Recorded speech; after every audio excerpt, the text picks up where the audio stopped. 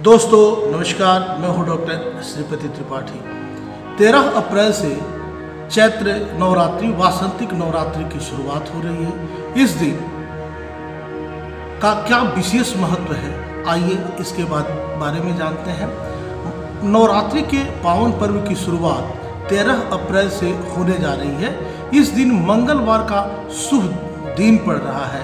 माना जाता है कि जब भी नवरात्र इस दिन से शुरू होते हैं तो माता रानी का आगमन घोड़े पर होता है। ज्योतिष के दृष्टिकोण से माता की ये सवारी अच्छी नहीं मानी जाती है, क्योंकि इससे कुछ न कुछ बुरा होने की आशंका रहती है। इसलिए इस दौरान माँ के भक्तों को सच्चे मन से उनकी आराधना, अभ्यर्चना, पूजा पाठ करने की जरूरत है, जिससे चारों तरफ सकारात्मक ऊर्जा बनी रहे, सकारात्मकता बनी रहे। कैसे पता चलती है कि माता की सवारी, माता दुर्गा की सवारी उनके नवरात्रि के पहले दिन से पता चलती है। देवी भागवत पुराण के एक श्लोक के मुताबिक नवरात्रि का प्रारंभ जिस दिन होता है उसी के अनुसार माता की सवारी जो है निर्धारित होती है।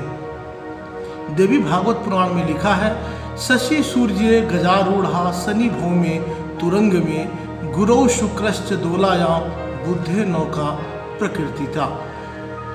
इस श्लोक के अनुसार, इस श्लोक के मुताबिक नवरात्रि में माता का आगमन यदि सोमवार या रविवार से होता है तो इसका मतलब माता हाथी पर सवार होकर आती हैं। अगर इन पवित्र दिनों की शुरुआत शनिवार या मंगलवार से होती है तो इसका मतलब माता इस बार घोड़े पर सवार होकर आती हैं। यदि माता का आगमन गुरुवार या शुक्रवार के दिन में होता है तो इसका मतलब है माता डोली पर सवार होकर आ रही हैं। और इसी तरह यदि बुधवार के दिन नवरात्रि की शुरुआत अगर होती है तो इसका मतलब है कि माता नाव पर सवार होकर आ रही हैं। इस बार माता के आगमन की सवारी है घोड़ा।